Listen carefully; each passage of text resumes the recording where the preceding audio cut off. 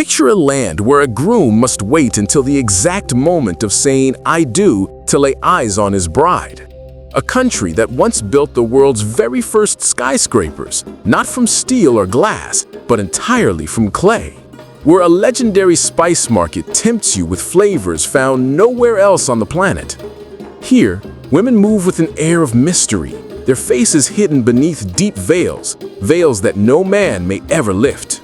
This is Yemen, one of the poorest and most perilous nations in the Middle East. A place where people chew narcotic leaves daily just to stay awake, standing in sharp contrast to the immense wealth of neighboring Saudi Arabia. What secrets lie buried in this forgotten land?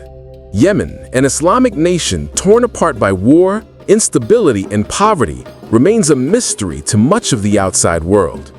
If you're curious about what daily life is truly like here, make sure to watch this video till the very end. I promise it'll make you appreciate the peace and comfort of your own country.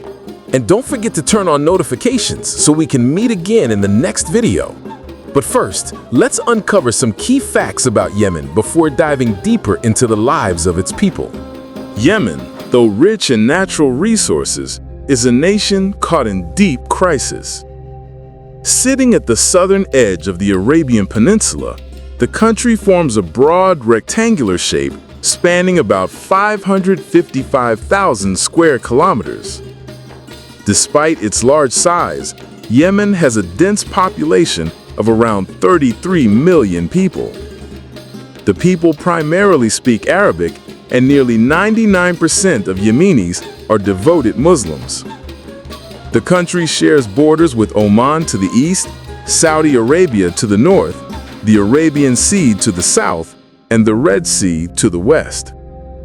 Its strategic position, especially near the Bab el-Mandeb Strait, a narrow waterway through which nearly 12% of the world's trade passes, makes Yemen an important geopolitical point in the region. Yemen is also rich in oil reserves, with petroleum found directly in its soil and rock formations.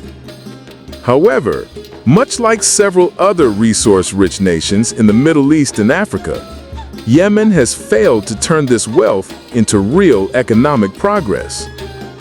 The result is an underdeveloped economy that remains far from its true potential. Ironically, despite being an oil-rich country, Yemen imports fuel and gasoline from neighbors such as Oman. This dependence clearly reflects the nation's economic paralysis and weak governance. With its vast deserts, stunning coastline, and rugged mountain ranges, Yemen has enormous tourism potential. The unspoiled beaches along the Arabian Sea and Red Sea, combined with golden dunes and dramatic landscapes, could easily draw visitors from across the globe. Unfortunately, years of conflict and instability have all but destroyed this possibility. Yemen's tourism industry has collapsed, and the country has largely closed its doors to travelers.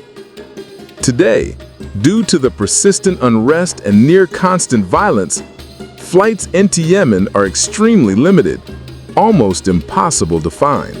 This devastating crisis has taken a brutal toll on the lives of the Yemeni people. Today, over 80% of the population urgently needs humanitarian assistance, and more than 60% survive on less than $1 a day. The United Nations calls Yemen the world's largest humanitarian disaster, with millions displaced and struggling in desperate conditions, without enough food, clean water, or access to basic essentials. Yemen's past, too, is filled with turmoil and suffering. About 2 centuries ago, the region was part of the Ottoman Empire, though the empire's grip was unstable. In the mid-19th century, British involvement in Yemen sparked rebellions and encouraged the Arabs to break free from Ottoman control. After World War I, the Ottomans withdrew, but the country's tribal divisions made unity impossible, sowing the seeds for decades of internal strife and instability. In 2011, the Arab Spring reached Yemen, plunging it into political chaos and leading to the collapse of its government. What followed was years of corruption, unrest, and leadership failures. No strong figure emerged to guide the country out of crisis. As a result, foreign powers and organizations, including the United Kingdom and the United Nations, stepped in, often complicating matters further with accusations of mismanagement, ineffective aid, and even exploitation. Then came the Civil War of 2014, which turned Yemen into one of the most dangerous places on earth.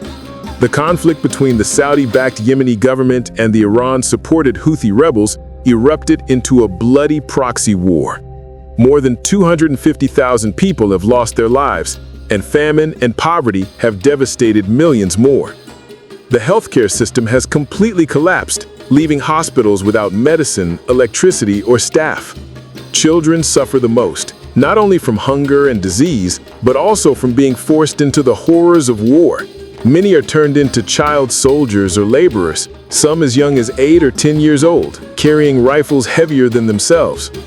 Even weddings and funerals have not been spared from airstrikes and attacks, shattering what little normalcy remains. Security across the nation is dire. Traveling anywhere means facing endless military checkpoints and the constant threat of kidnapping. To make matters worse, terrorist groups such as Al-Qaeda are reported to operate freely in some regions, sometimes even collaborating with local factions, further entangling the nation in violence and fear. Yemen today stands as a tragic reminder of how war, poverty, and politics can destroy a country rich in history, culture, and potential. Yemen is not a country that welcomes tourists in the traditional sense. Visiting here means facing a series of obstacles from the very start. Getting a visa itself is a major challenge as it requires medical tests for HIV and hepatitis. There are no direct international flights to Yemen, so travelers must first fly to Oman, its eastern neighbor. From the Omani city of Salalah, it's about a 33-kilometer drive to the nearest border crossing, a journey that takes nearly 2 hours along narrow, empty desert roads where camels occasionally wander by.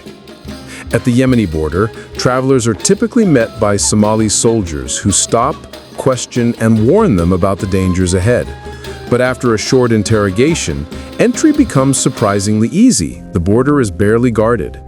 However, entering from the north through Saudi Arabia is practically impossible, as that region, including Sana'a, the capital, remains deeply unstable and controlled by various tribal and rebel groups. Thus, the eastern border with Oman is the only realistic entry point, and even then, only for those with press credentials or special authorization from recognized organizations. Once you cross into Yemen, you're immediately greeted by crumbling, decayed buildings and a haunting silence.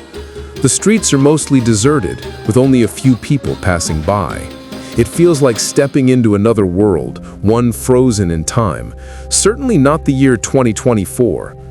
The gray skies blend with the faint blue of the distant sea, and the dusty dirt roads of sand and gravel stretch endlessly, making it feel as if you've landed on another planet. The coastal areas, once known for their natural beauty, are now largely abandoned, reclaimed by wildlife. Crabs have taken over the beaches, digging thousands of tiny holes in the sand, their new homes. But not all sea creatures survive. Many lie lifeless along the shore, washed up by the waves. As you head inland, small traces of human life appear. Makeshift shops, passing motorbikes, and locals trying to go about their day. Yet the streets are covered in dust and garbage, the signboards faded, and most buildings look untouched for decades. It's clear that development here stopped long ago. The atmosphere tells of a country trapped in decline. For visitors, being in Yemen is a constant balance between curiosity and fear. Gunfire can be heard at night. You may be stopped repeatedly at military checkpoints where guards search your bags and clothes. Filming is dangerous. Most journalists and travelers keep their cameras low to avoid suspicion. At times, you might even pass through Al-Qaeda-controlled areas, marked by their black flags fluttering at random checkpoints. The threat of kidnapping is ever present. Law and order hold no meaning here. It's a place where anything can happen, and few care to stop it. Children, some as young as 8 years old, drive pickup trucks at reckless speeds, while others, barely older, patrol with rifles and daggers slung across their shoulders. scenes eerily reminiscent of war-torn Afghanistan. In Yemen's small local shops, you'll notice people eating with their hands, often accompanied by tea, a staple in almost every meal. The country's cuisine is distinct, bold, spicy, and tangy, carrying centuries of rich tradition. Camel meat is a common favorite, though it can be surprising for outsiders. Most restaurants are makeshift huts or tents, reflecting the struggle of daily survival. For those used to strict hygiene, dining here can be a challenge, but it's simply part of Yemeni reality. Despite all hardships, life continues. On busier streets, vendors sell what little they can: spices, perfumes, fruits, vegetables, souvenirs, or fabrics. But even selling goods doesn't guarantee survival. Demand is low, inflation is high, and the fuel crisis has tripled the price of gasoline from $1.5 to $1.5 per liter, making transport costly and slow. The average monthly income in Yemen is shockingly low, around $100, while some survive on as little as $30 a month. Even doctors and teachers, though highly respected, barely earn $200, not enough to sustain basic needs. Out of desperation, many turn to illegal work or bribery just to make ends meet. It's not greed, it's survival. Women, in most cases, remain unemployed, and the entire household income depends on men, who struggle daily to feed their families. Still, when you buy something from a local vendor, their smile and gratitude are genuine, small glimpses of hope in a country battered by hardship. Many Yemenis are remarkably hospitable and warm, eager to be filmed or photographed, proudly showing what little they have. Even amid poverty, there's a resilient spirit, an unbreakable will to survive. Though their lives are filled with struggle, they continue to smile, a quiet testament to the strength and endurance of the Yemeni people. Walking through the narrow streets of Yemen feels like stepping into a world on the edge of collapse. Many of the old buildings seem ready to crumble at any moment, their worn walls and faded facades whispering stories of a once glorious past. Sana'a, the capital, and one of the oldest cities in the world, with a history stretching back more than 2,500 years, is famous for its unique architecture.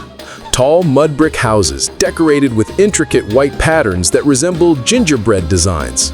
But today, much of that beauty has been overshadowed by neglect and decay. As you wander through its neighborhoods, you'll mostly see middle-aged men with tired, weathered faces. The younger generation is noticeably absent from the streets and public squares. Men wear traditional Arab clothing, showing little influence from Western fashion. Across every city, piles of trash line the roads, a visible reminder of broken infrastructure and government collapse. Faded signs cling to old buildings, and electricity is unreliable. Most areas follow a 3 hours on, 3 hours off power cycle that residents have learned to live with, a hardship many in developed countries can scarcely imagine. For outsiders, Yemen can also be difficult to navigate linguistically. Very few locals speak English, and nearly all signs and documents are written exclusively in Arabic. Without a translator or local guide, even simple communication can be a real struggle. In Yemen's bustling markets, one of the most striking sights is a leafy green plant called khat, pronounced hat, which looks like spinach. Khat is deeply rooted in Yemeni culture. It's a mild narcotic leaf that produces a relaxed, euphoric sensation when chewed. Nearly everyone in Yemen uses it, and entire markets are devoted to its sale.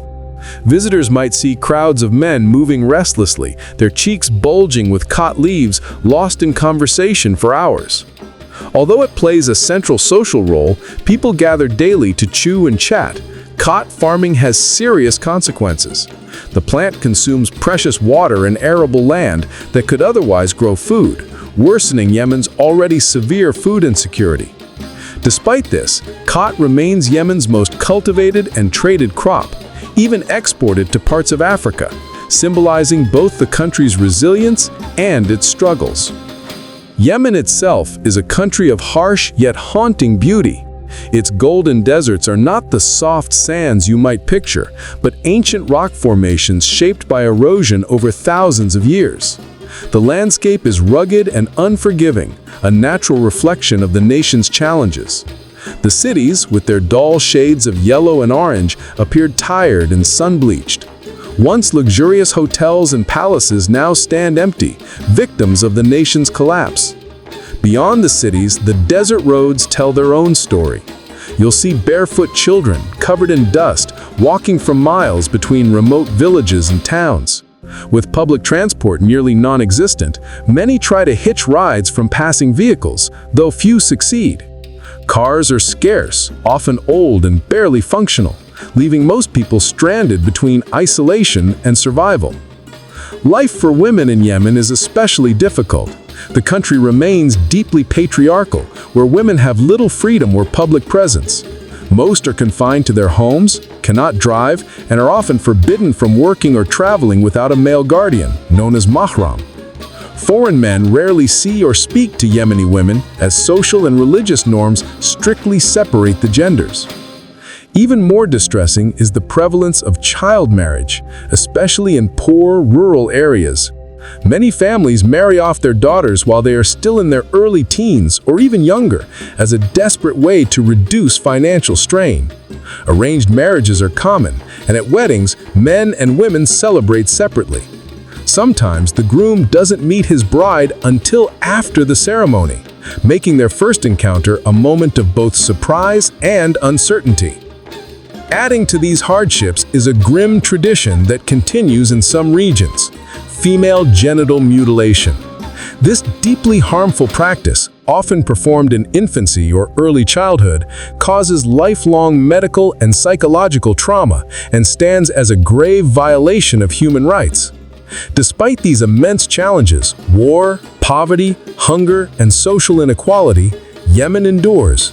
Its people remain resilient, holding on to their traditions and humanity in the face of overwhelming adversity.